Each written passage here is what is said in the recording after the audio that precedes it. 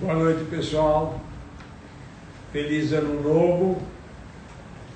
Primeira live 2021 da Gastromed. Estamos aqui juntos, Dr. Hamilton Brasil, eu, Bruno Silberstein, e logo vai se juntar a nós o nosso querido Dr. Maurice Francis. E nada melhor do que começar o ano querendo perder o excesso de peso que o Natal e o Ano Novo acarretaram, né? Nos presentearam. Nos presentearam, né? É o panetone, é a cerveja. Não, cerveja não, ninguém bebe. É o suco de cevada, é a vitamina de caipirinha, né? Limão. Então, a gente pensou em reativar e falar alguma coisa sobre cirurgia bariátrica, enfim, e também responder a muitas perguntas que nós estamos recebendo sem parar sobre as técnicas, sobre a possibilidade de resolver o problema de reengorda. Está terrível isso daqui, né? Após cirurgia bariátrica, muitos pacientes voltam a engordar, não é isso? Isso aí. E isso daqui a gente tem que apresentar alguns esclarecimentos no sentido de ajudar e poder contribuir para melhorar a saúde como um todo, melhorar a vida como um todo, não é? Então, como o Dr. Hamilton está aqui comigo, eu vou perguntar para ele assim, qual é a sua impressão, quer dizer, em termos de como é que está a procura de cirurgia bariátrica? Isso tem se tornado uma questão frequente no nosso dia a dia de consultório? Eu acho que hoje o número de pacientes que nos procura para tratamento... Boa noite, Dr. Maurice. Dr. Maurice, seja bem-vindo. Agora sim, vamos ter um filho. Mas, voltando à pergunta, eu acho que o que a gente observa no consultório, que a obesidade é uma apresentação que a gente tem todos os dias pacientes com vários graus de obesidade.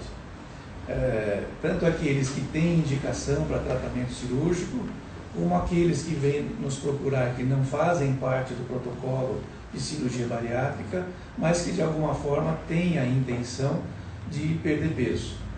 E que a gente tem classificado aqui na Gastromed os diferentes tratamentos para cada tipo de paciente, para cada tipo de obesidade. Então, desde o tratamento com balão, da gastroplastia endoscópica, do regime simples com medicamentos, com endocrinologista e um segmento multiprofissional, e também aqueles pacientes que caem, entram no protocolo de cirurgia bariátrica e que a gente escolhe as técnicas que hoje a gente conhece aí no mundo inteiro, né? Basicamente, o que a gente tenta afunilar são as duas principais técnicas, que é o bypass e o sleeve, e que tem as suas indicações precisas. As duas são excelentes cirurgias. Eu tenho uma predileção pelo sleeve, mas em alguns momentos a indicação é só bypass. Isso são questões muito técnicas, né, que a gente não fica fazendo uma discussão aberta numa área que tem pessoas que não são da área médica, né? Mas, enfim, o que a gente tem de procura no consultório é uma constante demanda de pacientes que vêm pedir informação para a cirurgia bariátrica. Por isso, seja bem-vindo. Estava falando Feliz Ano Novo, que nós começamos isso daqui para justamente perder o excesso de peso que o fim de ano nos trouxe. Boa noite a todos, boa noite aos amigos da Gastromed. Estamos aí para responder as dúvidas e ajudar a corrigir o excesso de ganho de peso da pandemia. Então, Professor, já tem uma pergunta? a gente recebeu algumas perguntas enquanto a gente anunciava a live, e uma delas é: qual é a indicação da cirurgia bariátrica? Principalmente alguns pacientes perguntavam se era só baseada no peso ou no IMC. Perfeito. E aí, doutor Maurício, qual que é a indicação da cirurgia bariátrica? Muito bem. Eu gosto de falar em 5 quesitos que são para o paciente ter indicação de cirurgia bariátrica, que é fácil a gente lembrar. 1. Ter mais de 16 anos. 2. Ter tentado emagrecer. 3. Ter uma obesidade estável há mais de 2 anos. 4. Não ter nenhum distúrbio psiquiátrico, psicológico grave ou em atividade. E 5. Ter um IMC, que é peso sobre altura ao quadrado, maior do que 40 ou maior do que 35 com comorbidades. Quais são essas comorbidades? São inúmeras comorbidades que são determinadas pela regra do Conselho Federal de Medicina, uma portaria que tem. Vamos falar algumas aqui rapidamente. Diabetes, hipertensão, esteatose hepática, pedra na vesícula, doença do refluxo, apneia do sono, síndrome dos ovários policísticos, baixa autoestima social, infertilidade tanto para o homem quanto para a mulher, e dentre outras. Entra a hérnia de disco? Entra comorbidades osteoarticulares, doenças osteoarticulares. Hérnia de disco, né? Condromalácia de joelho também. Condromalácia de joelho também, né? Então, você tocou num ponto importante, né? E eu gostaria de ressaltar uma tendência atual, que é também a cirurgia bariátrica criou, não se desviou, mas proporcionou a evolução para uma cirurgia que nós chamamos de metabólica. Então é muito importante isso, me parece, e o Dr. Maurício chamou a atenção para o IMC, e levando isso em consideração, hoje em dia nós avançamos e fazemos cirurgia semelhante tecnicamente à cirurgia bariátrica, mas que denominamos cirurgia metabólica, para IMCs inferiores a 35, não é isso? Então, pacientes principalmente diabéticos e com alterações de colesterol, triglicérides graves, pacientes jovens que estão com esse problema, podem se beneficiar da cirurgia metabólica com IMCs inferiores a 35. É bom a gente lembrar disso daqui, né? É bom a gente lembrar disso daqui. E isso faz parte do assunto. Por que eu trouxe isso à baila? Porque isso daqui são os mitos e as realidades da cirurgia bariátrica. E tem outra coisa também, professor. Quando o paciente tem IMC entre 30 e 35 e tem refluxo grave, você não pode corrigir o refluxo dele, né? Muito bem lembrado. Isso daqui, o que o doutor Maurício falou, e eu queria ver a opinião também do doutor Hamilton, é o seguinte: a doença do refluxo, sabe, aquela azia, aquela queimação, aquela volta de alimento, acorda de madrugada tossindo e tal, é muito comum, E muitos pacientes como o doutor Maurício chamou a atenção, com IMC acima de 30, vêm nos procurar no sentido de buscar uma solução cirúrgica. Para estes pacientes, a cirurgia bariátrica resolve os problemas de excesso de peso e os problemas de refluxo gastroesofágico. Não é essa a impressão? Exatamente. É um resultado muito melhor a cirurgia bariátrica do que a simples correção da hérnia de hiato, se houver, com uma válvula antirrefluxo. Onde pode haver recidiva. Muitas vezes tem recidiva exatamente porque o IMC é alto. E aí vai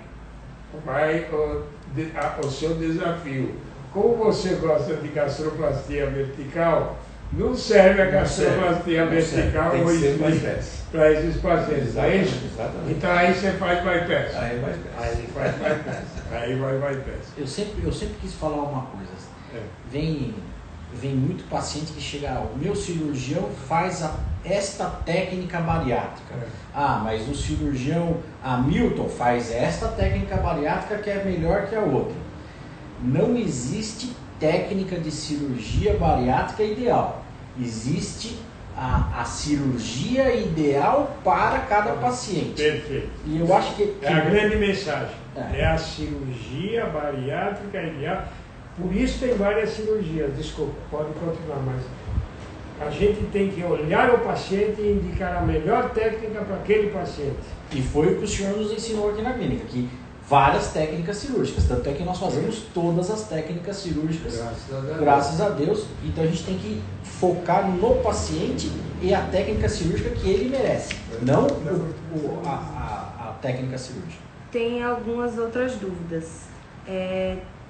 A Luciana está perguntando se existe a possibilidade do paciente não se adaptar a algum tipo da cirurgia e a cirurgia precisar ser revertida. Esse é um assunto que pode dar muito pano à manga. Eu vou responder uma parte só e vou deixar que o Dr. Hamilton e o Dr. Maurício respondam as demais. A cirurgia bariátrica de maior impacto e de manutenção maior do peso magro a longo prazo é o bypass. Dificilmente, em mais de, eu diria, 10 mil pacientes, nós revertemos um único caso de bypass em função de problemas que deterioraram a saúde.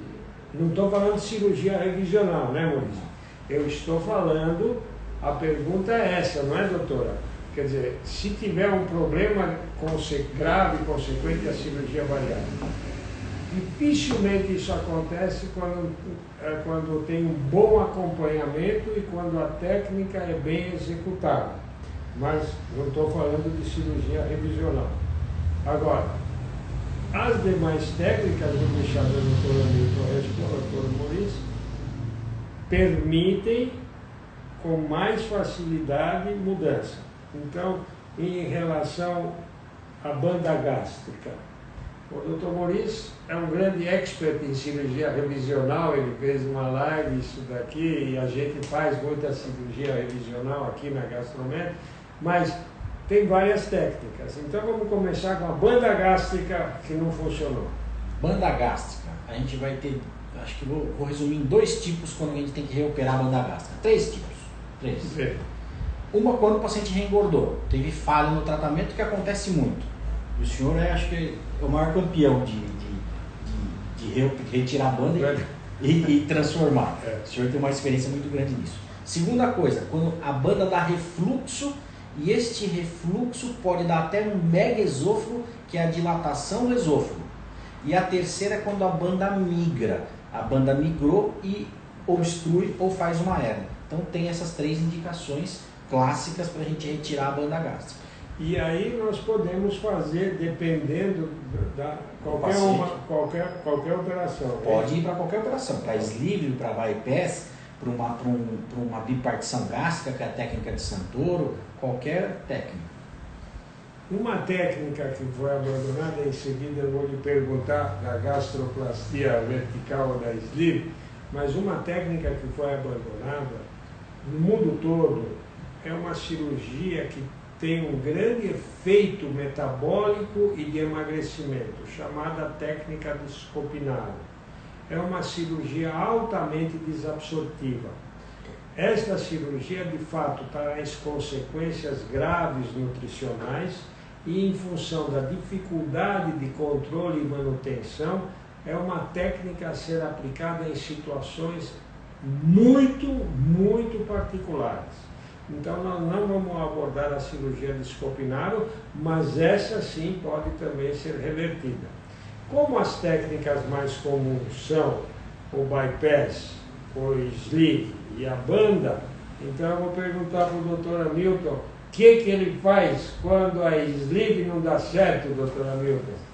Quando o sleeve não dá certo, principalmente depois de 5 anos, 4 anos, que pode haver reengorda, eu costumo dizer para os pacientes que cirurgia para a obesidade tem data para vencer, porque se a pessoa não seguir os critérios, os padrões multiprofissionais, certamente ele vai ter uma chance muito grande de reengorda depois de 5 anos.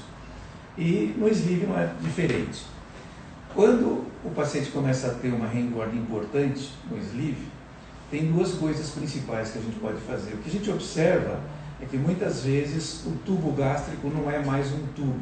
Ele começa fininho e acaba largo, que pode ser um defeito técnico, mas também pode ser um paciente que comeu demais e dilatou o estômago, não é? Pode acontecer isso. Nesses casos, a gente pode refazer o sleeve, transformar aquele estômago que está alargado num tubo mais fininho. E outra coisa que é muito boa, que é uma segunda opção que a gente tem casos de pacientes super obesos, de 170, 180 quilos, que fizeram o sleeve, depois de 5, 6 anos voltaram a engordar. E que a gente pode fazer é uma cirurgia em Y de Roux, transformando o sleeve num bypass, que aí vai fazer uma desabsorção que vai ajudar a melhorar esse emagrecimento. E no Brasil nós somos muito felizes, porque o brasileiro é criativo e o cirurgião brasileiro é um dos melhores cirurgiões do mundo. Nós temos muita experiência em cirurgia minimamente invasiva e talvez sejamos o país, além dos Estados Unidos, que mais cirurgia bariátrica faz e melhor faz com melhores resultados. E no Brasil existe a técnica, e nós sempre chamamos a atenção, porque é um colega nosso muito querido, com uma técnica de bons resultados chamada técnica da bipartição, que o Dr. Maurício mencionou. A técnica de bipartição foi criada por um amigo nosso chamado Sérgio Santoro, que é um grande cirurgião com muita experiência, e nós também fazemos em casos particulares, porque é uma cirurgia desabsortiva, não é? Mas na gastrectomia vertical ou sleeve, a técnica de Santoro pode ser aplicada também com resultados bastante interessantes. Mas eu queria falar uma coisinha. Está liberado. É assim, a gastroplastia endoscópica. Eu acho que a gente deveria falar um pouquinho de gastroplastia endoscópica. A gastroplastia endoscópica é um método recente, muito interessante, em que a gente faz uma sleeve sem cortar o estômago. Não é? Bom, Faz por dentro, faz por dentro. pela boca. Pela boca, endoscopicamente. Então, não tem a questão do corte, o pós-operatório é mais ameno, não tem os furinhos, o paciente tem um retorno às atividades habituais mais rápido. Mas, evidentemente, não é a mesma coisa que uma cirurgia bariátrica clássica, não é verdade? Então, eu gostaria que você chamasse a atenção quais são os pontos, né, da gastroplastia endoscópica e qual seria a maior indicação dela. Como o Dr. Maurício falou no começo, cada paciente tem uma indicação melhor. Então, gente, não é para todo mundo. Ponto fundamental e chave é a gente ter um acordo entre cirurgião e paciente também em relação às técnicas. A gente discutir em relação às técnicas. Não é que um paciente que é obeso, que tem IMC de 40, não pode ser submetido à gastroplastia endoscópica. Existem técnicas melhores. Porém, se o paciente desejar entender os benefícios da gastroplastia endoscópica, a gente pode fazer em qualquer uma gastroplastia endoscópica. Quem que é o paciente ideal para a gente fazer a gastroplastia endoscópica? É um paciente que tem um IMC entre 30 e 35, ou tem pacientes que têm IMC 27, 28, mas que tem uma massa gorda maior do que a massa magra e não conseguem emagrecer. Estes são os pacientes que vão se beneficiar. E são pacientes que não comem muito doce. Se for gente que come muito doce ou que só come doce, a gente tem que tentar entender melhor este hábito alimentar do paciente. Porque o doce ele tem um volume pequeno e altamente calórico, então a gente tem que entender bem e fazer essa avaliação multiprofissional com nutricionista, com endocrinologista, a gente vê os gatilhos que o paciente tem para o doce e aí conseguir entender melhor e chegar. Mas gastroplastia endoscópica é um método que veio para ficar, é um método que tem bons resultados, a recuperação do paciente é muito mais rápida do que uma cirurgia convencional e não necessita de internação, dá para fazer ambulatorialmente. Por exemplo, se a gente fosse escolher uma cirurgia para o professor Hamilton. Não, ele é muito magro, ele não pode. Não, Vamos escolher pro Erlan. gastroplastia endoscópica. Vai bem. Ainda bem que ninguém deu o meu exemplo. Mas o doutor Mori chamou a atenção para uma coisa super importante. Comportamento alimentar, hábitos alimentares. Os hábitos alimentares, não é, Milton? Os hábitos alimentares são muito importantes para nós, de comum acordo com o paciente, escolher a técnica mais adequada. E também foi muito bem lembrado a necessidade de uma abordagem multiprofissional. Esse negócio de chegar assim para o cirurgião e o cirurgião falar, ah não, vamos operar, faz aí os exames, vai no cardiologista, vamos... Não, senhor. Tem que ver nutricionista. É fundamental o acompanhamento nutricional, gente. Isso daqui, a cirurgia é feita para a gente mudar de postura nutricional. Se nós continuarmos com os mesmos hábitos e o mesmo jeito de comer, não adianta. Então tem que ser uma coisa junta. Eu acho que a relação com a nutricionista é mais fiel do que com o nosso, com a gente cirurgião. Exatamente. Eu estava com um paciente agora no consultório e eu falei, você tem falado com a nutricionista? 3 vezes por dia. Eu falei, por quê? Não, falo com a Fabiola 3 vezes por dia, nossa nutricionista aqui. Eu falei, como 3 vezes por dia? Eu falo do meu café, do meu almoço, do meu jantar. Eu falei, nossa, você fala mais do que acho que com o seu marido, com a nossa nutricionista. Mas acho que é importante ter esse relacionamento com a... Fundamental. A psicóloga também é muito importante porque a gente tem que extravasar, colocar as dúvidas, colocar as ansiedades, colocar as angústias, colocar os problemas até familiares que a gente tem para respeitar um regime, uma alimentação adequada, enfim, para se adaptar a uma nova situação.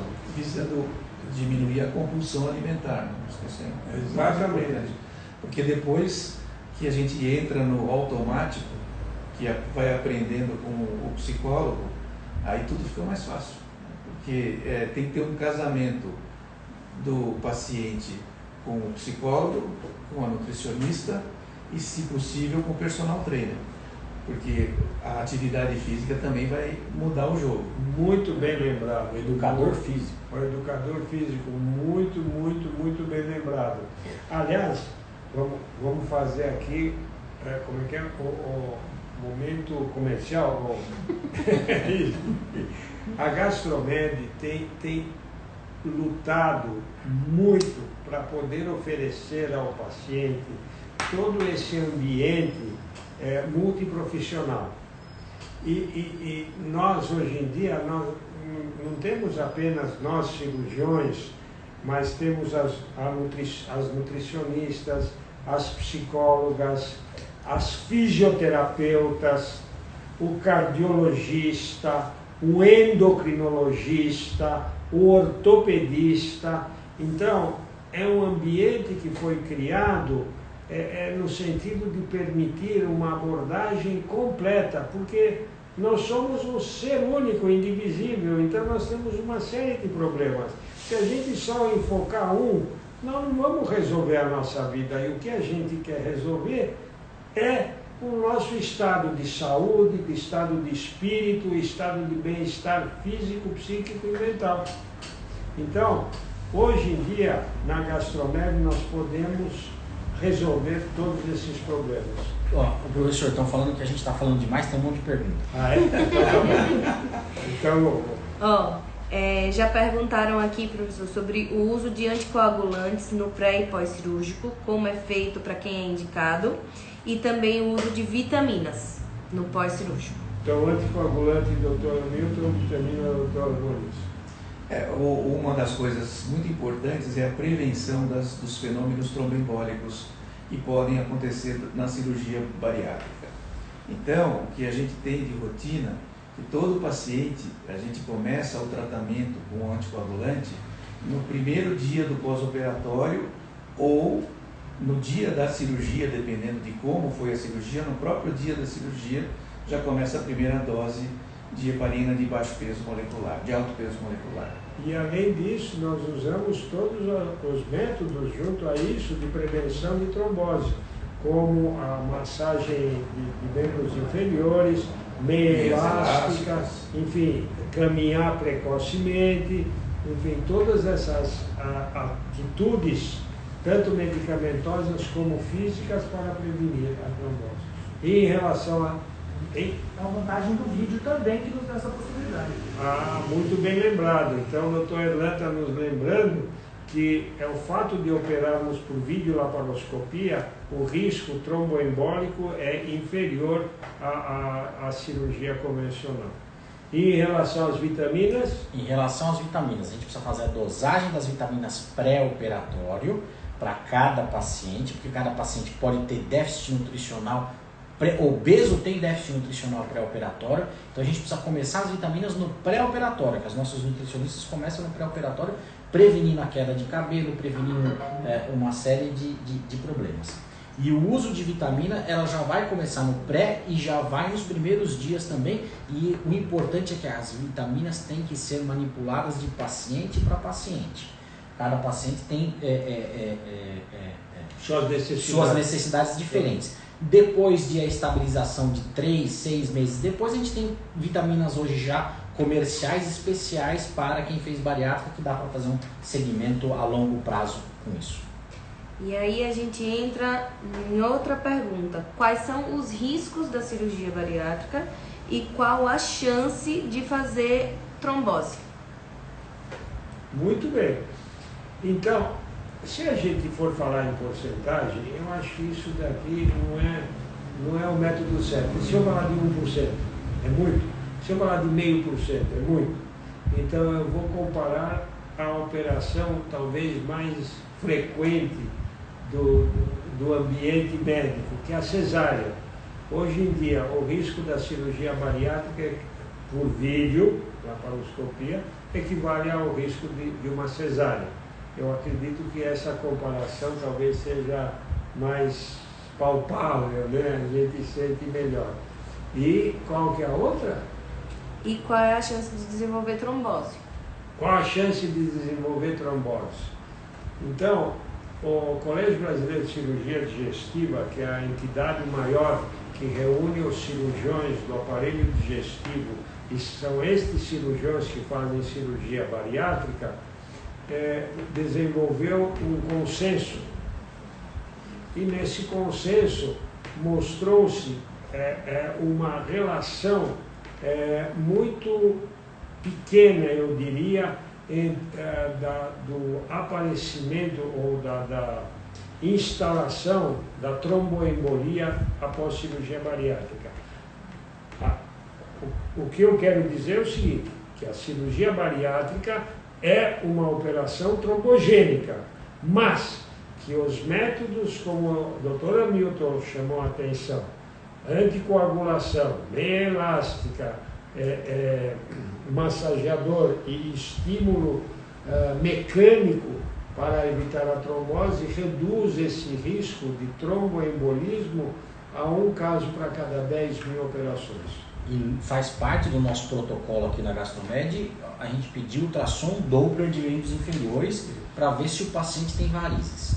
Se o paciente tem varizes, a gente já sabe que ele é um paciente que tem a maior chance de desenvolver trombose, e aí a gente toma medidas a mais. Então, tem que sempre fazer ultrassom Doppler de membros inferiores, que é o predisponente da trombose, é a varizes de membros inferiores. A Liz perguntou aqui se a diabetes é um obstáculo para a cirurgia, já que ela dificulta a cicatrização. Obstáculo não, ela talvez é uma indicação. É uma indicação. A cirurgia bariátrica trata o diabetes, Nesse caso, a gente chama de metabólica. Né? que a gente chama de cirurgia metabólica. Porém, ela tem razão na pergunta dela.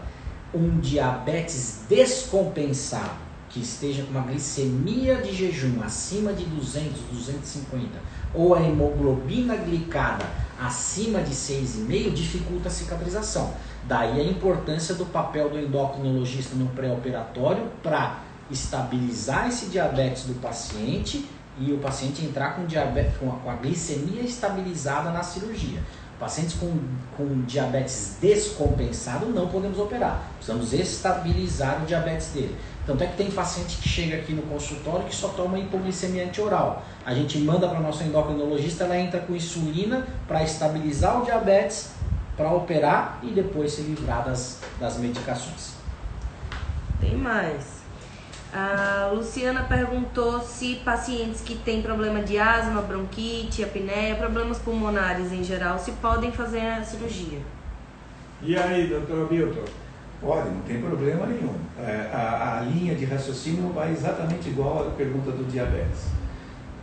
Uma doença pulmonar obstrutiva crônica, um paciente que tem asma, crises asmáticas, para ser operada ela precisa de estar compensada, precisa ter o tratamento prévio com seu pneumologista.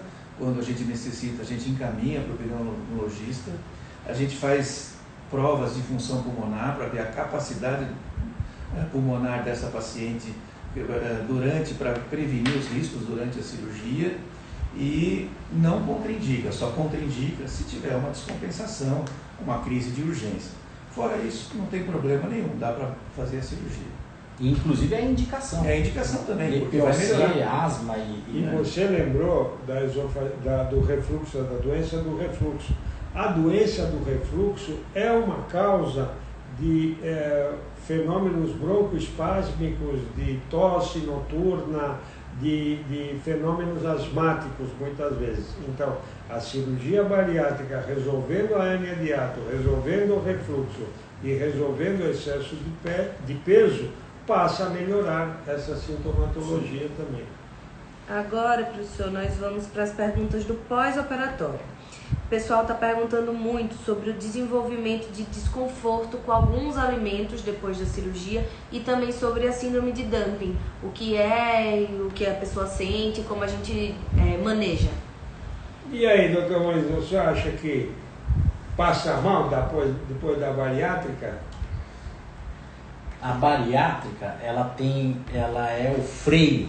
Ela é o freio para certos tipos de alimentos. O sleeve tem esse freio menor e o bypass tem esse freio maior. A gente tem 2 desconfortos no bypass, 3 desconfortos no bypass. Um é os gases, que a gente tem que tratar estes gases com probióticos, com prebióticos, com uma compensação alimentar e de vez em quando até com carvão ativado. Outro desconforto do bypass é a síndrome de dumping, quando você come alimentos altamente calóricos ou com doces, devido à osmolaridade, dá uma queda de pressão, dá uma taquicardia, de vez em quando até a pessoa desfalece um pouquinho. E a gente tem a hipoglicemia hiperinsulinêmica, que é desenvolvida em alguns pacientes, que é a hipoglicemia quando come muito doce. E aí o bypass tem a melhor coisa, o melhor fenômeno que pode ter numa cirurgia bariátrica. Não pode misturar muito carboidrato. Vários tipos de carboidrato e vários tipos de doce que a pessoa passa mal. Então você tem que ter o prato sortido com proteína, com saladas, com legumes e um carboidrato só. Então o bypass ele é esse freio aí. E o que eu acho também é o seguinte, lá em casa tem muita gente que já fez cirurgia bariátrica, então eu ainda não fiz. Eu estou na mesma. Nós dois estamos esperando.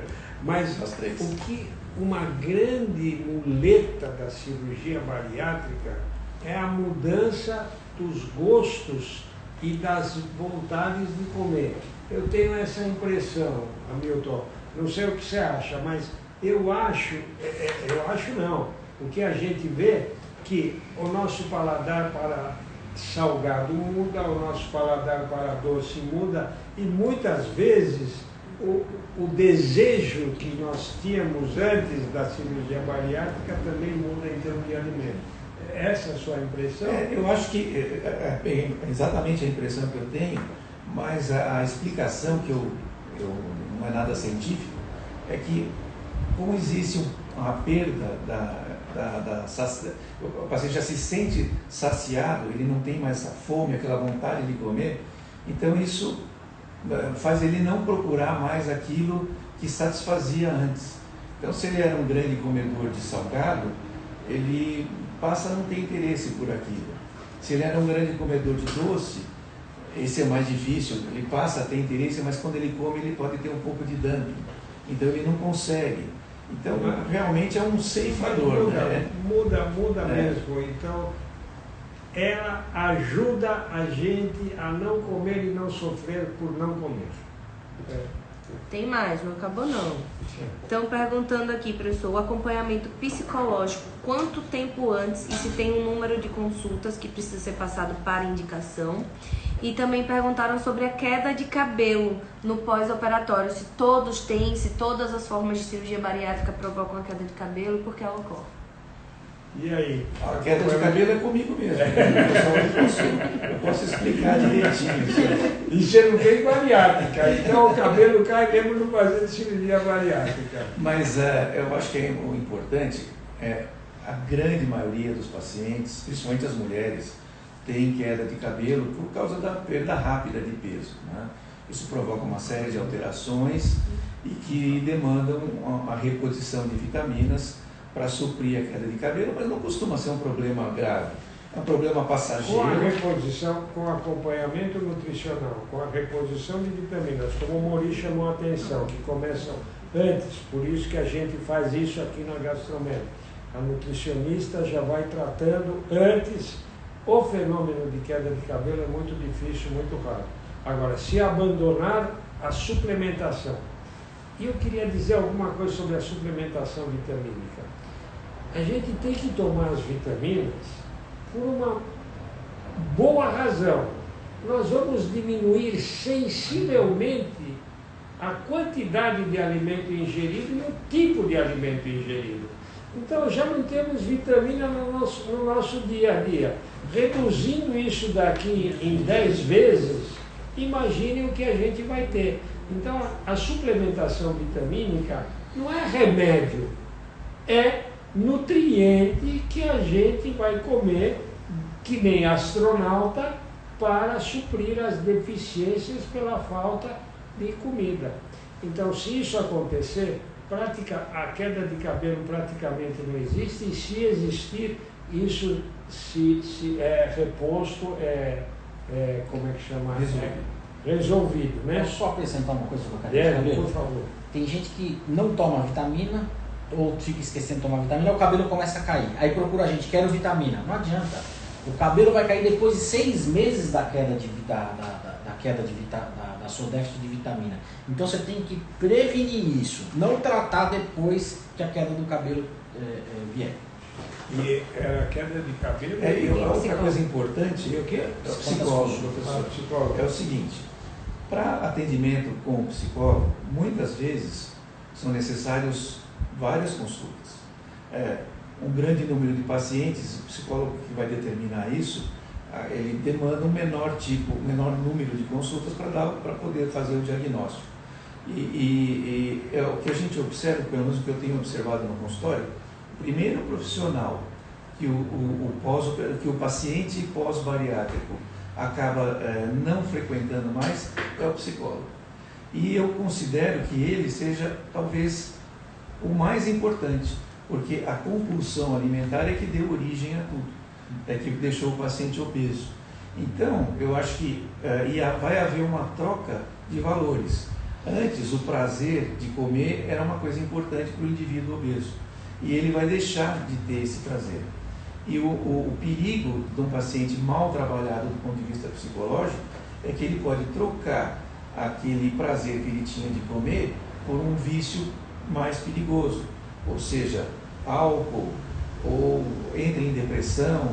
Então, eu acho que o psicólogo é um fator extremamente importante, deve ser começado o quanto antes, 1, 2, 3 meses antes da cirurgia, para que o paciente seja melhor trabalhado. No mínimo de 4 a 6 consultas. Isso aí. E eu diria o seguinte, tem muito paciente que vem com uma grande dúvida, será que eu coloco balão? Você acha que eu faço sleeve? Você acha que eu faço bypass? Você acha que eu faço Santoro? Que cirurgia que o senhor vai fazer em mim? A gente não sabe. Isso daqui é um trabalho do paciente, do cirurgião, mas aonde o psicólogo ou a psicóloga e a nutricionista podem orientar de maneira fantástica. Primeiro porque elas têm a vivência de trabalhar e falar com esses pacientes e sentirem as suas necessidades e definir também o comportamento psicológico e alimentar. Então isso vai permitir que nós cirurgiões e junto com o paciente possamos escolher a melhor técnica cirúrgica e aí que o resultado vai ser muito bom. Então esse negócio de dizer, eu não preciso de louco, não vai operar. Ninguém vai operar louco. Agora, é necessário para que o psicólogo nos dê uma orientação, tanto para você, paciente, como para eu, cirurgião, o que é melhor para você. Porque você vai casar com essa operação. Você vai casar com a Milton, com o Maurício, comigo. Não adianta ter ciúme. Nós vamos casar, porque nós vamos ter que nos cuidar juntos. Professor, o tempo está acabando e para finalizar tem uma pergunta aqui. As cirurgias reparadoras podem ser feitas depois de quanto tempo? Reparadoras plásticas. Plásticas, isso. Doutor Maurício que é o nosso plástico. As cirurgias reparadoras, elas devem ser feitas após 2 anos da cirurgia bariátrica. Com 1 ano, em alguns casos a gente libera, mas o ideal é depois de 2 anos. Em relação à reparadora que mais é feita é o abdômen, que é a abdominoplastia, porém a gente tem coxa, tem mama, tem lift de braço, tem lift de dorso, tem várias cirurgias reparadoras que podem fazer. E geralmente o convênio libera uma delas que o paciente escolhe junto ao plástico. Então tem inúmeras. Mas aqui na Gastromed nós temos uma equipe de cirurgia plástica especializada nisso, com todas as condições para podermos oferecer isso aos pacientes. E eu gostaria de acrescentar também a gravidez. Eu acho A Fabiola acabou de falar isso, para a gente falar sobre gravidez pós-bariátrica. Então, é assim. Primeiro que a gente não recomenda que uma paciente com excesso de peso engravide. Primeiro que é difícil de engravidar por causa dos distúrbios hormonais e segundo que tem todos os riscos de uma gravidez de alto risco por causa do excesso de peso. Agora, uma vez que fez a cirurgia bariátrica, tenha um pouquinho de paciência, emagreça, perca esse risco e aí, como o Dr. Maurício falou, 1 ano e meio depois, 1 ano e meio a 2 anos depois, engravide com saúde, com plena capacidade, a criança vai sair maravilhosa. É importante dizer que cirurgia bariátrica ajuda a engravidar. Então, mulheres, por favor, tomem cuidado no pós-operatório da cirurgia bariátrica, porque vocês vão engravidar. E não devem engravidar antes de 1 ano e meio a 2, justamente para ter uma gravidez saudável, uma criança, um feto bom, uma criança saudável e poder ter a tranquilidade do parto. Temos uma paciente aqui perguntando, professor, como é a absorção dos anticoncepcionais orais após a cirurgia, se é preciso mudar o método. E aí, doutor Maurício, você acha que precisa? Depende da técnica cirúrgica que a gente usou. Se for o sleeve, nem tanto. Agora, se for o bypass, precisa mudar o anticoncepcional hormonal oral. Ou vai usar implante, ou tem alguns que absorvem melhor. O ginecologista consegue ver isso aí, mas precisa trocar o anticoncepcional sim. Nesse sentido, eu sempre recomendo o seguinte. Primeiro, que no primeiro mês pós-cirurgia bariátrica, a menstruação muda. Então, por favor, tome cuidado e use métodos anticonceptivos, porque pode engravidar. Aí, uma vez que veio a menstruação, pode voltar a pílula que estava usando antes. Se a segunda menstruação vier em tempo normal e habitual, de acordo com que a paciente já estava acostumada com a sua pílula, essa pílula efetiva faz efeito. Se a paciente perceber perda de sangue ou alteração menstrual durante a pílula, é necessário, como o Dr. Maurício lembrou, consultar o ginecologista e colocar uma pílula mais efetiva. Normalmente, na maioria dos casos, a absorção é normal no sleeve e no bypass, sendo que no bypass tem essa ressalva, mas no sleeve sempre sem problema nenhum. E, doutores, nós tivemos muitas perguntas a respeito de reengorda e cirurgia revisional. Então eu queria dizer para o pessoal que a gente já tem uma live aqui no IGTV falando sobre isso, inclusive com uma nutricionista e um endócrino. Mas eu acho que nós podemos fazer uma segunda live sobre isso, professor. O que o senhor acha? Então, já que tem essas perguntas, a próxima live, cirurgia revisional.